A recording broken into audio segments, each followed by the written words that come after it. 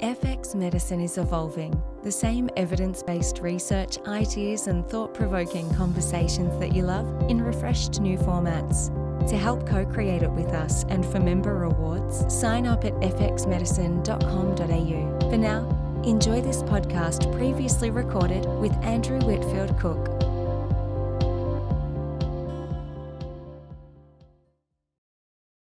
This podcast is intended as healthcare practitioner education only and is not a substitute for medical advice, diagnosis, or treatment.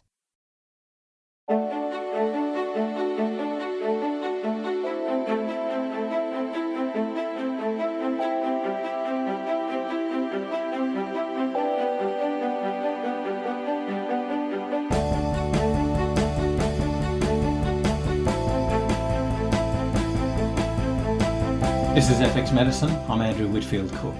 Joining us today is Maria Shaflender. She's a clinical nutritionist with a special interest in mental health, children's developmental health, gut health and genetics, which stem from her own health challenges throughout her childhood and adult life. Maria especially is a Mind Foundation practitioner and an accredited genetic SNP test practitioner. Welcome to FX Medicine, Maria. How are you going? I'm good, thank you. Thanks for having me. A pleasure once again, because we've had you on before speaking about great stuff. So for our listeners, our watchers out there, please go and look up our previous podcast with Maria Shaflender.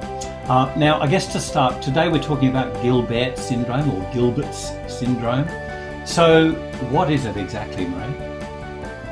So Gilbert syndrome, as I tend to call it, is a genetic condition. So it's a polymorphism in the UGT1A1 enzyme, which is a bit of a mouthful, but essentially it's a SNP. So a variation, like a lot of variations that people probably heard about, things like MTHFR and other genes where essentially that enzyme becomes under-functioning. So depending on how many variations people have, between 30 to 50% of the enzyme capacity, becomes dysfunctional. And it is something that people are born with. Essentially, what happens is the bilirubin in the in the person who has Gilbert syndrome is usually elevated, and it's usually elevated pretty consistently on several blood tests, so not just one. And what happens also is it becomes pretty tricky to detoxify. So bilirubin and glucuronidation, which is the phase of the liver where the enzyme is functional, is very important for our detoxification. So things like drugs like paracetamol or non-steroidal anti-inflammatories, but also estrogens and pesticides and a whole bunch of other toxins that we regularly eliminate.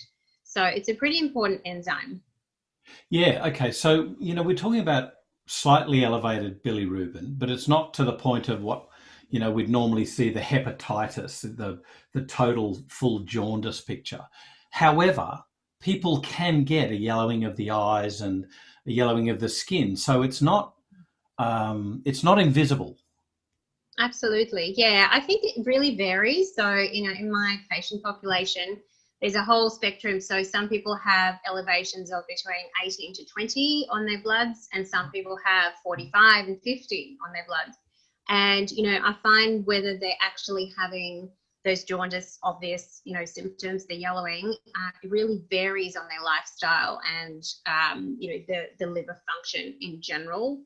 So usually those who have, an alcohol habit or a drug habit or take a lot of painkillers, they will usually have a worse presentation and those signs will be really obvious. But most of the time, they're not really that obvious. Can it be triggered by other things though as well? Elevated bilirubin, yeah. So the expression, if you like, of it, the evidence. The evidence, yeah. So look, liver dysfunction, hepatitis, cirrhosis, all those things need to be ruled out usually before, and they usually are medically ruled out before someone's put into the Gilbert's basket. But what I find is people have bloods with elevated bilirubin for years and years and years, and have just always been told, don't worry about it, it's benign. Nothing to do, all good, carry on, whilst they're having a whole bunch of, psychiatric and gut symptoms. So it can be really frustrating. I find most people are pretty frustrated. Yeah. Right. So this is what gets me. You read every single medical textbook, and it's a slightly elevated unconjugated bilirubin, and it's nothing to worry about. It's benign. Reassurance is the only treatment given. There's nothing else to do. Walk out. Is this, do you think, because medicine has nothing to offer?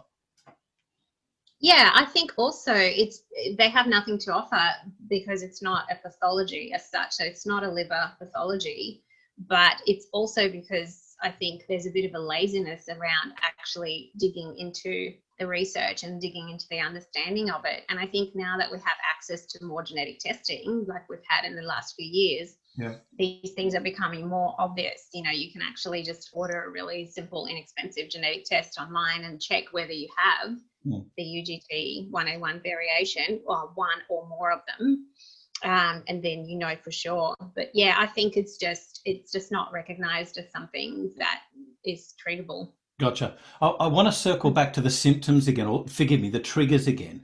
And it's not just like, wholesale use of heavy drugs or illicit drugs or anything like that. I mean, even things like, dehydration or viral infections that might be affecting your liver, like Epstein-Barr virus, things like that. Is that correct? Yeah, so absolutely. Can you go into that a bit? Does it tend to present, or does it tend to be picked up in certain age groups? Yes, yeah, definitely. So what I'm seeing a lot of is teenagers coming in, particularly girls with Gilbert syndrome, where it's been triggered by puberty. So a huge hormonal influx goes through the liver. They have the genetic glitch, and then it has this perfect storm. So too much estrogen to detoxify, the liver doesn't cope, and the bilirubin starts going up.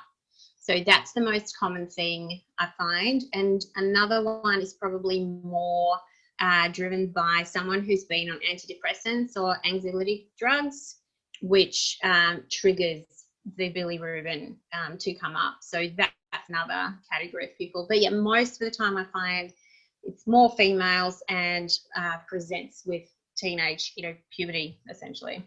Okay, so I know this isn't going to be everybody, but I'm wondering if this might answer part of that picture that we see, that females tend to be affected more by EBV during that pubertal area, the menarche.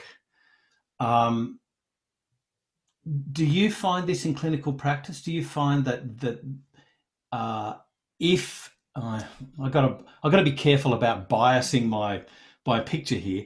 Do you find that of the women, girls that come to see you who have been diagnosed with EBV and they're really struggling with like HSC and hormones and things, do you find a large percentage of those people that come to see you have Gilbert? It's tricky to say, because it is a bit of a special interest area for me. I do just tend to see a larger percentage. Right. So you gravitate, you get them. So I think, I just see a lot of people with that and pyroluria, which we can touch on later. But I find generally, what would be the correlation there is these people tend to be zinc deficient, and they tend to have suboptimal detox. So if they're going to be stressed, going through puberty, picking up viral infections in that sort of teenage time, they're on the back foot already with their handling of minerals and their handling of toxins. So they're, definitely going to be more likely to catch something like chronic Epstein-Barr. Yeah. Gotcha. Okay, so my understanding is Gilbert syndrome. I'm going to say Gilbert's syndrome because it's too hard. I feel like Gilbert, like I'm a poser. I know French, but so with Gilbert's syndrome, I thought that one of the hallmarks was that there was no hemolysis, but you just mentioned pyroluria. That's to do with hemolysis, isn't it? With heme. Yeah. So I think, in every human we have heme breaking down into bilirubin and pyrols, and then getting, remetabolized and reused up in the liver. And what I'm finding, and this is anecdotal, I don't think there's been any studies done, but I can probably take a sample of at least 50 or 60 patients who have Gilbert syndrome and all the signs of pyroluria, and then I'll test them for pyroluria, and they usually come up positive. Right. So my theory is that there's probably been some epigenetic damage done to the liver in the previous generations of these people. So I always, taking a full case history, there's usually somewhere up the family tree, there's usually an alcoholic somewhere, usually on the male line, so there's going to be that grandfather who drank too much because he was depressed after the war, or, there's usually some sort of massive toxicity exposure. So someone was a farmer. So, oxidative damage to the liver, which then translates through the generations and triggers these things. So that's what I'm finding, just clinically. I tell you what, so there's a research project for somebody listening. I'd love to do that. One day I'll become a researcher one day, and that will be the first thing I'll do. Yeah. It's really interesting though about pyroluria, or what was colloquially called Mauve factor, and forgive me, I've just forgotten I've gone blank on the actual cryptopyrrole is the other one. Yeah. No, there was another one. The actual chemical name. Anyway. HPL. That's the one. Yeah. So to me, it's kind of like the difference between the colloquial term like leaky gut and the medical term of bacterial translocation or intestinal hyperpermeability. They're both true, but that one doesn't exist when you're talking to a doctor. And this one does. They're both the same thing. It's just that, if a doctor says the word tummy to his patient, is he using the wrong word? No. Right. So this is what I don't get, this disconnect. I also have a question about, do you think maybe the reason it's totally glossed over is because it's already been judged to be benign, therefore it can't exist, it can't be an issue, so we'll look elsewhere if there might be an issue with you, Mrs. Patient? Yeah. So, for instance, you mentioned drugs. Now, I picked up, looking at this, paracetamol toxicity. Surely there's got to be others that have got to do with glucuronidation, correct? Yeah, definitely. Yeah. So it impairs the handling of all those common drugs. So paracetamol, non-steroidal anti-inflammatories, recreational drugs, all those sort of things. So aspirin has been cited as well. So the the half-life of those drugs in that person's body is going to be much longer than an average. So the amount, those maximum doses that are on paracetamol packets, they're not going to apply to a Gilbert's person. So they should be a lot more careful and possibly limiting to half the maximum dose if they need to take those drugs. But I think, just to answer your previous point about, treatment, medical recognition and treatment, I think medical treatment comes into it when someone has gallstones, when they need to get their gallbladder out. That's usually when that treatment comes in. So, and I think even most of that time, no one goes back to look at whether they've got Gilbert syndrome. They take the gallbladder out, and that's supposed to resolve the problem. And there's been no previous correlative studies on Gilbert? Not that I've seen. It would be the most obvious thing. And, the patients will come in and say, oh, I wonder if this is related, but the medical professional has never mentioned anything. So it seems to me there is evidence, albeit case reports at least, that there is increased risk, certainly of like paracetamol, which for our United States viewers is acetaminophen. So there is a real risk. We know this now. It seems that it's been glossed over because it's been already determined. It's just like being left or right-handed or blue or brown-eyed, so it can't be the issue. But now we know there's at least some issue, at least with some patients. Perhaps we should look further. You were also talking about estrogens earlier. That's very interesting. So what about risk of, endometriosis or of fibrocystic breast disease? What about risks of these other disorders from I'm not going to say remedial, but certainly a whole range of severities. Yeah.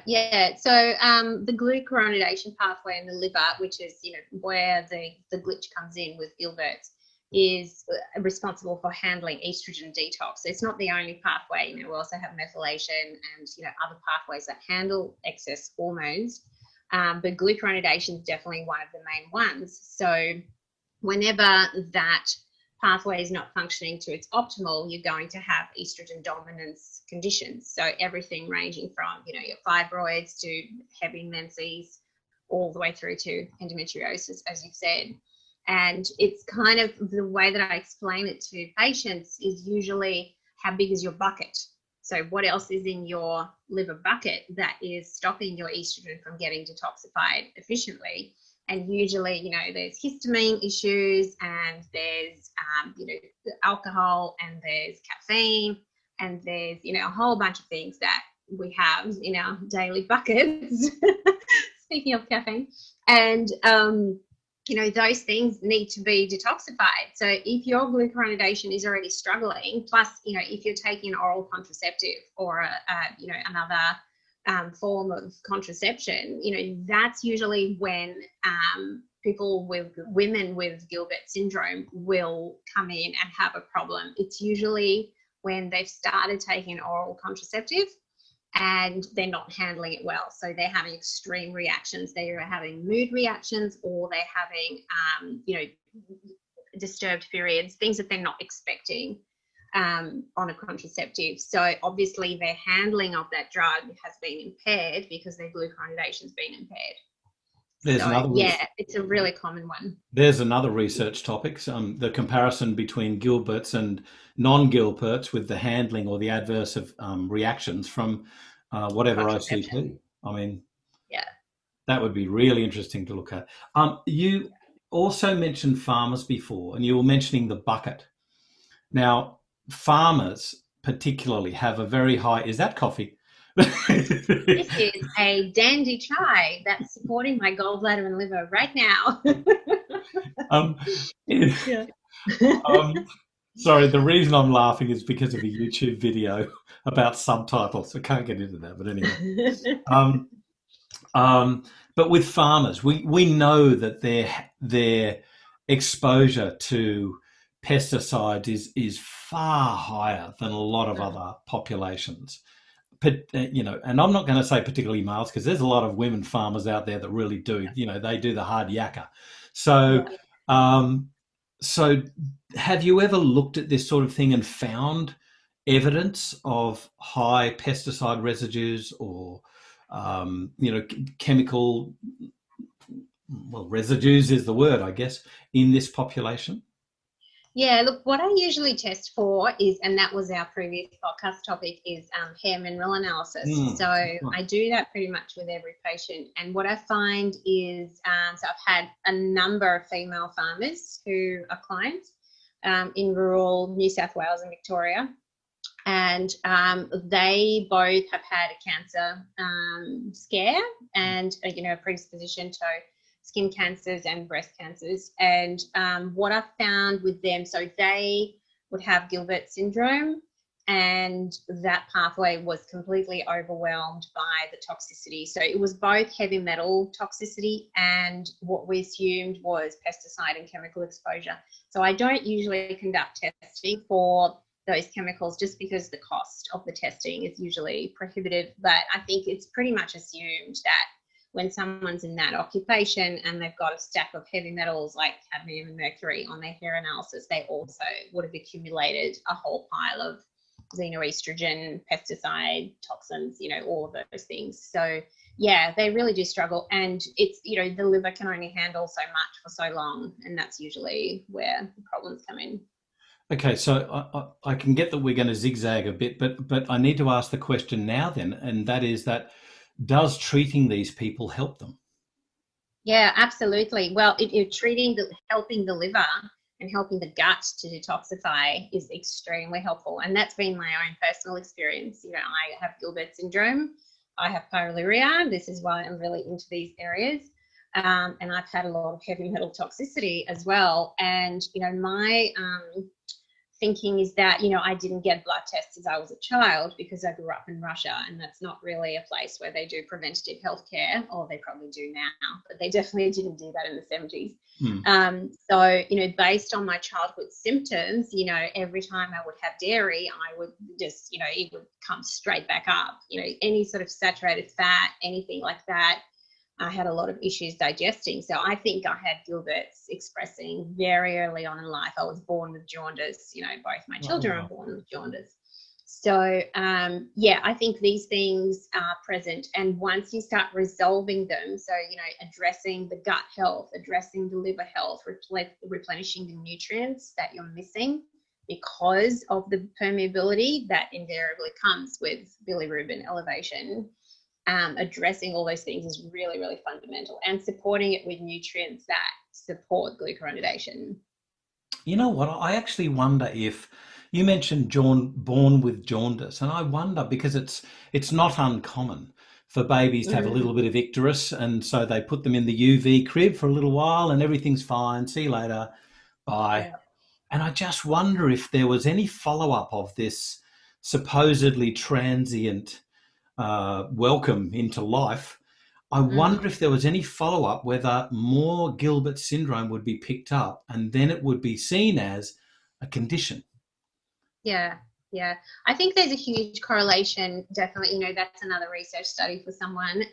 You know, not every baby who is born with jaundice will have Gilbert syndrome. You know, definitely that's not the case. But I think there's definitely going to be a huge percentage, and how it impacts, you know, children. I think especially now we have, again, with hair analysis, I see a lot of heavy metals on children, pesticides, glyphosate, you know, all of those things that are in the environment. Those kids are definitely going to have a harder time detoxifying. And what you can see is elevated beta glucuronidase on a gut test.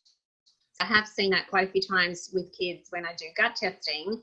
They will have elevated beta glucuronidase, and they will have Gilbert syndrome. It's pretty much 100% correlation in the people that I've seen. That's interesting. So here we go. You know, look, we've got two tests there: cryptopyrrole or pyroluria, HPL, and you've got functional liver detox, both of which are lambasted by Orthodox medicine, and yet which gives the integrative practitioner key clues as to what might help a patient, particularly when you're thinking, I'm thinking as a nurse, I'm thinking about medication toxicity.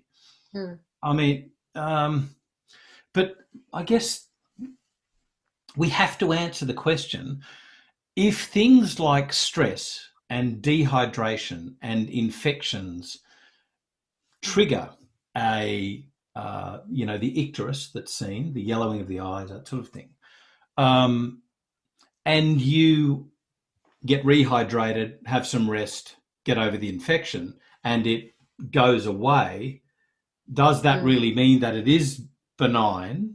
Because you've still got these potential drug toxicities. Yeah, well, it never really goes away. Yeah. No, look, I find that it doesn't really go away. So unless you actually treat the issue, so treat the elevated bilirubin, it doesn't necessarily go away by itself on a blood test. So I found, you know, I mean, medically it's supposed to be, what is it, less than, I can't remember, less than 15 is 15, something like that, and that can be chronic, but it's not deemed pathological. It's deemed, you know, brown or blue eyes sort of thing.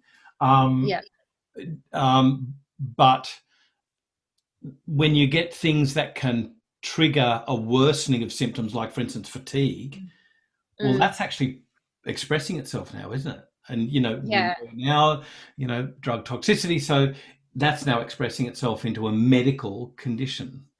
Yeah, for sure. And I think also, you know, other factors like fasting, for example, you know, fasting is a really obvious bilirubin elevator. Right. So, you know, that's something to be aware of as well, because usually we want people to do fasted bloods. So, you know, as long as it's consistent, I guess it doesn't matter. But yeah, the bilirubin will be higher on fasted bloods than not. And especially, you know, if someone's exercised before they've taken a blood test, so they've fasted and they've exercised, which is not uncommon, that's going to create a whole bunch of discrepancies on their bloods. But I think, just viewing it as jaundice, that's just only one very small indicator of the underlying issue. That's when things become really obvious and people start noticing because someone's telling them, their eyes look yellow. We can usually intervene 10 steps before that and really address this stuff. Gotcha. Okay, so let's talk about treatment. What do you use apart from that tea that you've got there? Yeah, so look, lots of liver and gallbladder support. So I'm not a naturopath, so I don't tend to use herbs. But nutritionally, what I absolutely love is the nutrients that support that glucuronidation pathway in the liver. So calcium deglucarate is the absolute number one star for Gilbert syndrome. And I find that most people do have to be on it ongoing. So, personally, when I slack off and don't take it for a few weeks, sure enough, I'll do my bloods and the bilirubin will be up in the 20s again. And I'll go back on my calcium deglucarate and it's going to go all the way back down to 12 or 14. So it is extremely, extremely helpful. Magnesium is a big hero as well. So one of the nutrients that supports glucuronidation is magnesium. Fish oils. Sorry, can I interject? Do you tend to prefer a certain ligand there? Magnesium. I'm wondering about bile flow here. Oh, bile flow. Yeah, usually things that would support bile. So that would be taurine. Taurine is a really important one for bile flow. Right. Again, nutritionally speaking, I'm sure the herbalists will have a whole range of things that can support that as well. Globe artichoke and all those fantastic herbs. But yeah, just from a nutritional perspective, taurine is. So overseas, I know in the States they have magnesium taurate. In Australia, Yes. we don't have that. It's not an approved listable ingredient, permissible ingredient, forgive me, by the TGA. Yeah. So do you tend to use another ligand of magnesium plus taurine? Right, yes. So I usually will use magnesium citrate Right. just because, it's easily absorbed, well tolerated, Yep. all of those things, citrate or bisglycinate, and then usually a separate taurine. Yeah, just because the amount you need is pretty high. I do tend to use pretty high amounts of taurine in between meals. So, yeah, it does help to have a separate one. And then, the other one is fish oils. So EPA is a really great antioxidant for the glucuronidation pathway. And the other one is your bifido probiotics. Of course. So, yes. Yeah, and I guess depending on the microbiome testing, what comes up for the person. But yeah, bifido is a really great enhancer. Now that would also have an impact on short-chain fatty acids because they're affected by Gilbert syndrome, aren't they? Is that right? Yeah, well, so the whole microbiome is affected, and actually, a lot of this learning, I have to credit Rachel Arthur, who has done some fantastic research into this area and is, has been a great advocate of bringing Gilbert's into the limelight, drawing more attention to it. Yes. And yeah, she has very correctly pointed out that Clostridia is a type of bacteria that feeds on bilirubin. And what I find is 100% of the time I'll do a gut test and the Gilbert's person will have an overgrowth of Clostridia in the gut. And that's, based on Rachel's research, I think it's seen as actually, it's an adjustment, like a protective mechanism to chew up some of that bilirubin in the gut. Oh, there's a can of worms there. How many questions have you got? How much time? So Clostridia, it's a big topic, that one. Well, do you find that there is, I can't say a tie-in, but let's say a worsening of symptomatology in those children that might have behavioural disorders if they also have Gilbert's syndrome? Do they have a worse time of it because they've got high Clostridiales? Yeah, they would definitely. Yeah, and again, look, there just hasn't been enough research, but we do know anecdotally, and lots of practitioners, within the Mind Forum have spoken about this, that a lot of kids on the spectrum have pyroluria. Right. So that's pretty well established, I think. Yeah, and a lot of clinicians will find that. So my guess would be a lot of them have pyroluria. It's hard to get kids tested for bloods, so we don't know how many of those also have Gilbert syndrome and elevated bilirubin, but my guess would be a big percentage would have it. And if we were to do routine blood tests on these children, which is really tricky, it would be more of this. But yes, absolutely. Yeah. So Clostridia is a really big issue in the spectrum disorders. Yeah. And one of the other questions floating around my mind is this quandary, this sort of catch-22. You've got issues with estrogen detoxification. We know that exercise helps to favour the 2-series estrogen hydroxyestrogens, which are beneficial, and it decreases the 16s, helps to get rid of other estrogens in total. Also helps with enterohepatic recirculation and our microbiota, milieu, diversity, we know that. But then you've got fatigue as one of the symptoms of Gilbert. So what's this sort of patient population's exercise tolerance, and how would you go about that? Do you tend to favour different types of exercises, maybe like more strength rather than cardio? I think definitely. Yeah, I think there's definitely a fine line between, managing fatigue and getting all those benefits from the exercise. So I never tell people to stop exercising unless they're in such chronic fatigue that they can't get out of bed. Yeah. I think it's more about not over-exercising and not over-exercising on an empty stomach, which is particularly destructive. And I do tend to steer people away, and dehydration, exactly. Yeah. And I tend to steer people away from the chronic cardio, just that really high cardiovascular demanding, even, all those new trendy workouts like CrossFit. I find someone like with Gilbert syndrome, it's just too demanding. It triggers the breakdown of the red blood cells, and it just cascades the whole thing. So there's lots of other ways to do it. You can do your walking or fast walking. You can do weights. Weights are fantastic for a whole bunch of reasons, but none of those things are going to trigger these excessive Gilbert symptoms. So yeah, it's very individual, but I think overall the benefits are amazing from exercise. It's just to not overdo it. It's just the goal. Right. There seems to be also a changing of the guard with regards to doing cardio first before strength. Some people are swapping that, strength first and then cardio.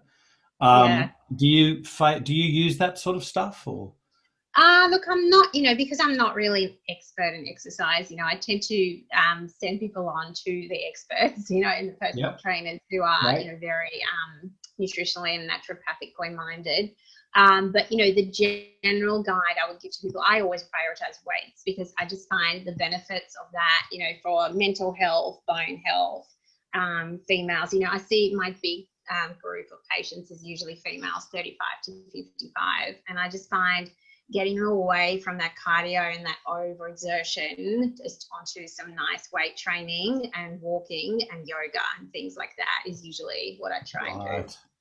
Yeah, less impact. Yeah, I'm a fan of doing my push-ups. What I do is I turn the iPhone on its side and I film myself and I'm doing push-ups against the wall. It's really good. Makes it look good, right? Yeah.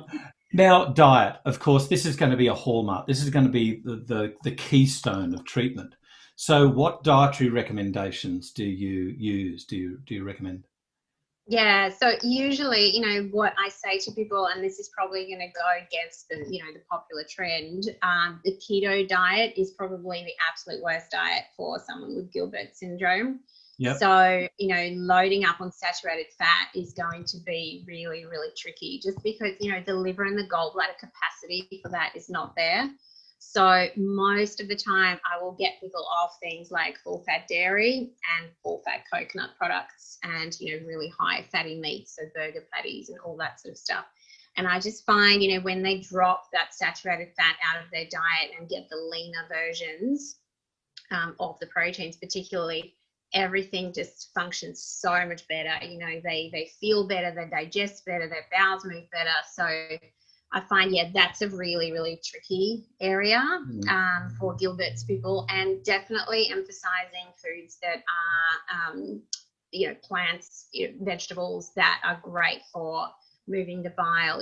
Fiber, lots of fiber for feeding the microbiome so that the leaky gut is less of an issue. And, definitely glutamine foods. So because leaky gut is such a problem with Gilbert syndrome, I love bone broths, bone broths with the fats skimmed off, so none of the fat in them. So all glutamine-based foods that can repair the lining. And also high zinc foods, which I kind of emphasize for every single person because everyone's pepitas. Yeah, exactly, bitters. So your rocket, your dandelion, all the bitter greens to flush everything out. Just a question about tolerability of high fat foods, which is quite a lump of fat usually, versus fish oils and supplements that are of a fatty acid nature. Do you have any issues with tolerability there? Do you tend to use maybe the phospholipids of krill oil, or I understand one brand in Australia has basically a pre-digested fish oil out there. Do you tend to favour different ways of getting these good fats into people? Yeah, no, look, I find that all monounsaturated and polyunsaturated fats are usually not a problem for people. It's really just the saturated fat. So most of the time they won't struggle with nuts and seeds or olive oil or fish or, any of those lighter fats. So I find, usually, for EPA as being a really supportive nutrient for glucuronidation, I'll usually use just a really high quality practitioner brand fish oil. I love hemp oil as well, and the nut oils. You want the spectrum of all those polyphenols to get all the antioxidant power. But I really find any issues with that. It's usually just the saturated fat. Yeah, and I'm pretty sure you've covered this off, but just to make sure that we are saying it, more plant protein, a little bit less animal protein. Would you favour that? Like the I would say nuts, more. Yeah, but also just more lean animal protein. So not necessarily cutting it out, but, like more the traditional paleo way that we used to eat, which is more the game meats, the really lean game meats. So in Australia, kangaroos are really excellent protein source for us, or just, really lean lamb and beef that are organic grass-fed, no pesticides, all of that. Yes. But I find usually animal protein is not an issue. It's more just getting the really lean varieties. Now, you also do SNP testing, and we've sort of covered off that, but can you just go through what sort of SNPs you look for? Is it a conglomerate? Is it a group that you look for, or is there one hallmark that tends to stick out? Yeah, with Gilbert's, it's there's a few different SNPs under the UGT 101. So it's usually UGT 101, and there's a few variations of them. Mm-hmm. So when I order the testing, and unfortunately not all panels do that enzyme, so usually I will order a 23andMe panel from the US and just get that analyzed. So that will usually have the UGT SNPs listed in a whole section. So, for example, on my test, I had 4 homozygous UGT 101 SNPs in that category. And I'll usually see with Gilbert's people, I'll usually see at least 1 or 2 homozygous, some heterozygous.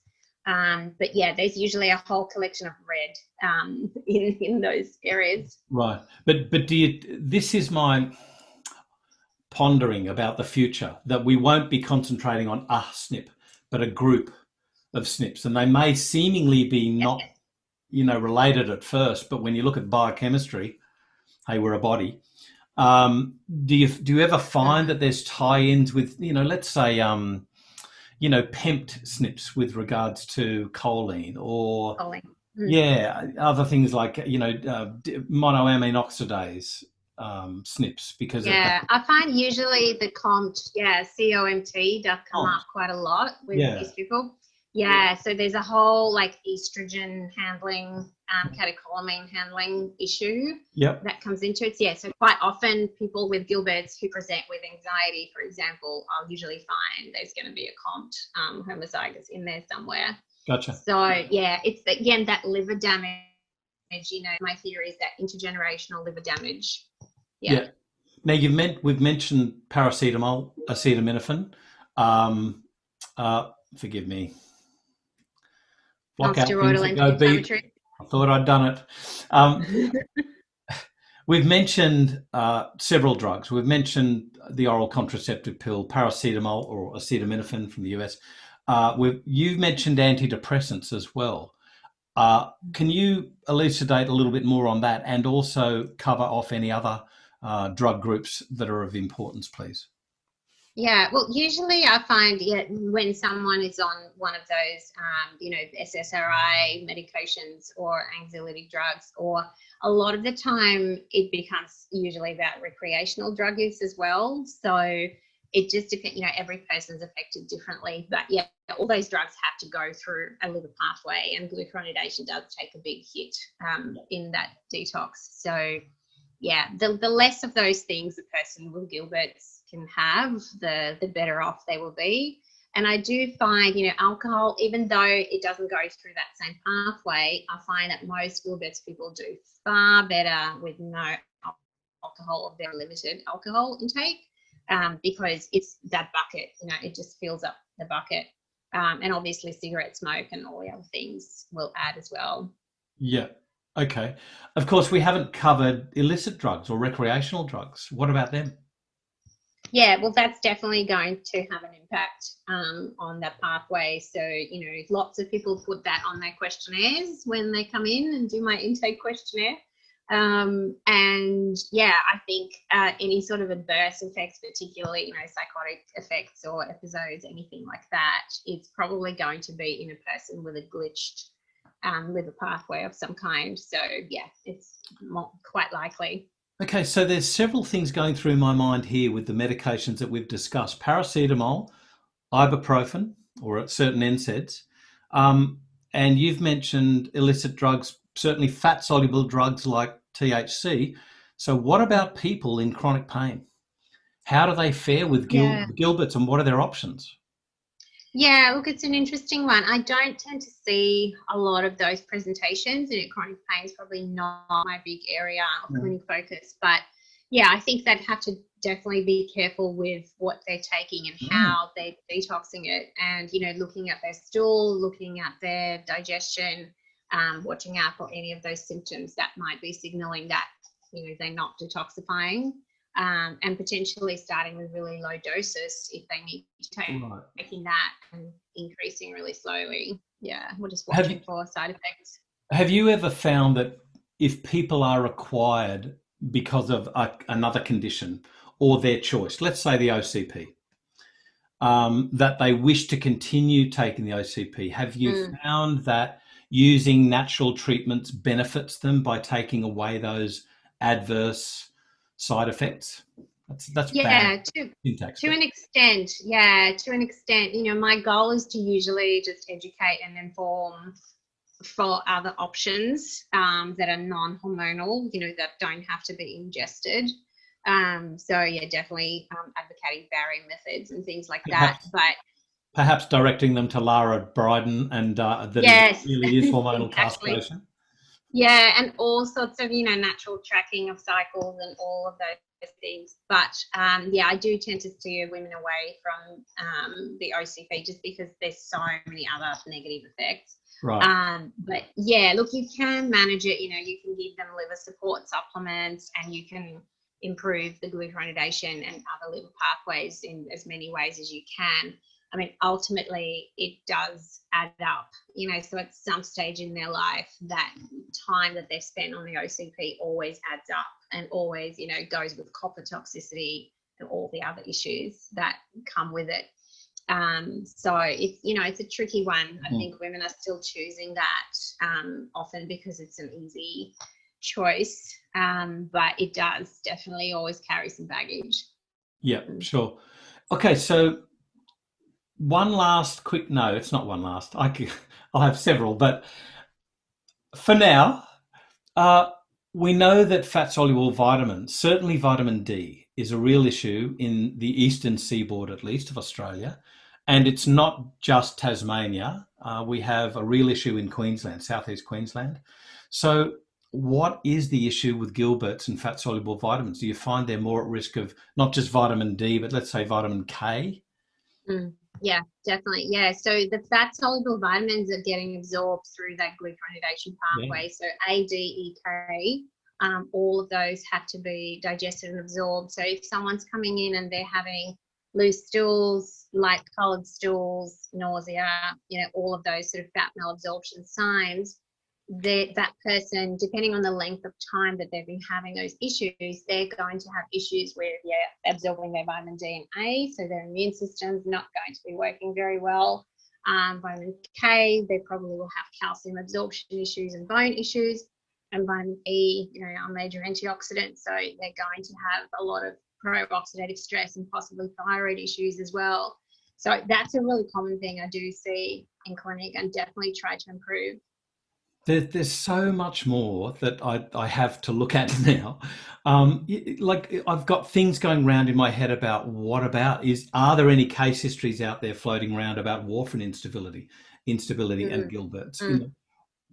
Blah, blah. But that's for me later. And I guess for our listeners, we'd love your interaction, by the way. If you find that you've got any particular interesting cases or interactions or concerns, then please let us know at fxmedicine.com.au or via our social medicine platforms.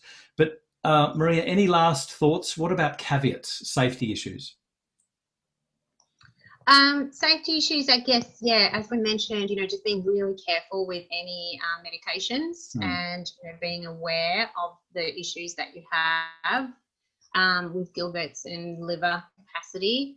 And I think the main message would be just to really minimize toxicity as much as possible in your life. So cutting out the obvious, the cigarettes, the alcohol, the caffeine, the pesticides, eating organic as much as possible. That's a huge area because pesticides do go through glucuronidation pathway. And just making sure that you're tracking your bloods and looking at what your bilirubin's doing. Consult with someone who is proficient in understanding this condition, and using those nutrients like calcium D-glucarate, magnesium, zinc, all of those things that we mentioned, to just really manage the condition the best way that you can. You can function really well. Definitely a testament to that. I do try and look after my liver. And not have any of those negative effects from Gilbert's. It's definitely very manageable. It's just having that focus and knowledge on it. So I've got to ask one last question before we go, and that is, how do you know your stuff? You live and breathe this stuff. You can just see it by looking at you. But when you're talking to patients who come from the other side of the tracks, not having a good diet, too high saturated fat, not enough, I'm going to say it, Australian grown, Australian made olive oil, but all of the bad things in life, and they don't have a good lifestyle nor diet. Tell us a little bit about the challenges that you face and how you overcome those. Yeah, so I think, it all comes down to education and just explaining to them what is happening in their liver. And I do spend a lot of time drawing little pictures of buckets and, the buckets being emptied and leaking buckets and all of those sort of things. It's, just educating them and understanding, how important this organ is, and linking, the symptoms that they're having directly to their lifestyle. And usually I find, I can convince people to try things out for at least a month quite easily. Yep. You don't have to tell them that this is a forever change, even though some of these things should be. Just get them to start doing these things for a month, and that's enough time for them to feel dramatically better and, improve their digestion, improve their the way that their skin looks, the way that they feel, their energy, all of those things. When digestion improves everything. So just getting them to commit to small changes for a short amount of time usually is enough for them to then go, right, okay, this is how good I can feel. Okay, let's do this. Yeah. So, Maria, it's obviously a boon for your patients that you've unfortunately have this condition. I'm not saying it's necessarily a bad thing, but it's good to speak with a clinician that's actually got this personal experience, and you've overcome it, you've managed it, and now you can actually teach that, not just for your patients, but indeed for your peers on FX Medicine. It's an absolute pleasure to have you on today discussing Gilbert syndrome. Thanks so much. Likewise. Thanks so much, Andrew. Great to talk to you as always. This is FX Medicine. I'm Andrew Whitfield Cook.